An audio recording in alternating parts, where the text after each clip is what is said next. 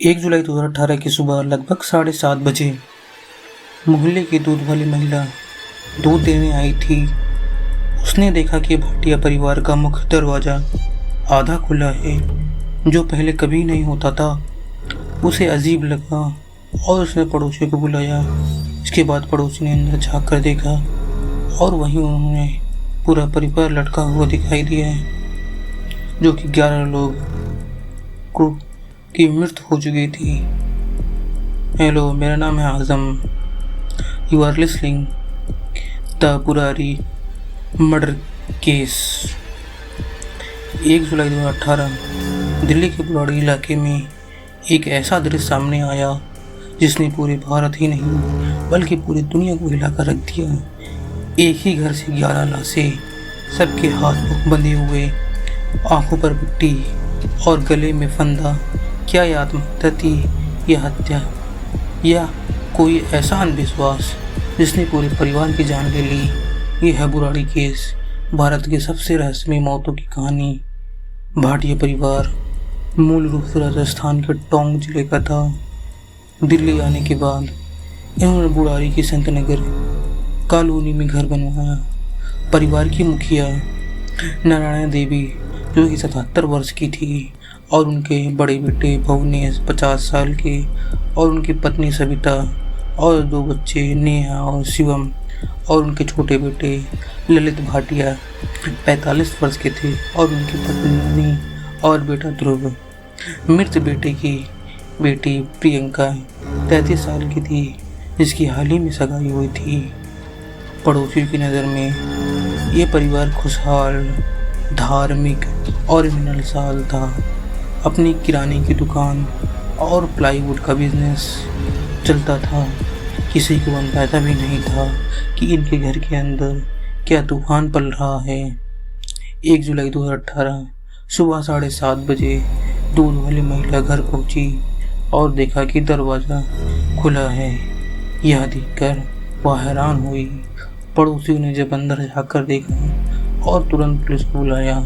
घर के अंदर 10 लाशें, सब रस्सियों से बंधे, गले में फंदे, और 11वीं लाश नारायणा देवी कमरे के फर्श पर मिली। पूरा घर एक अजीब सी रिचुअल जैसा लग रहा था। बर्तन में दूध, आटों की कटोरियाँ, पानी के गिलास, पूजा की सामग्री, और दीवार पर लटके 11 पाइप जैसी सरिये। ये नज़ारा किसी हॉरर मूवी से कम नहीं था। जैसे जैसे पुलिस की जांच आगे बढ़ी और पुलिस को 11 डायरी मिली, जिसमें 2007 से लेकर 2018 तक ये हर घटना उसमें लिखी थी। डायरी में लिखा था, आंखें बंद करनी है, हाथ बांधने हैं, और भगवान आएंगे और आत्मा को बचाएंगे। पड़ोसियों ने बताया, परिवार पिछले 2 हफ्तों से रात को अजीब एक्सरसाइज करता है। जांच में सबसे चौंकने वाली बात सामने आई, ये सब प्लान था। परिवार के लोग पिछले कई दिनों से इस मोक्ष क्रिया की प्रैक्टिस कर रहे थे, और ये सब लिख पाया कौन रहा था? ललित भाटिया। ललित भाटिया कुछ साल पहले एक हादसे में ललित का गला दबा और तब से उसकी आवाज़ बदल गई। वो अक्सर कहता था, मेरे पिता की आत्मा मुझसे बात करती है। जो भी डायरी में लिखा गया वो ललित के निर्देशन पर लिखा गया था। उसे लगता था कि पिता की आत्मा परिवार को मोक्ष दिलाएगी। ललित धीरे धीरे इस पूरे परिवार का गुरु बन चुका था। परिवार ने उसकी हर बात को सच मान लिया, और यही अंधविश्वास 11 जिंदगियों का सबसे बड़ा दुश्मन बन गया।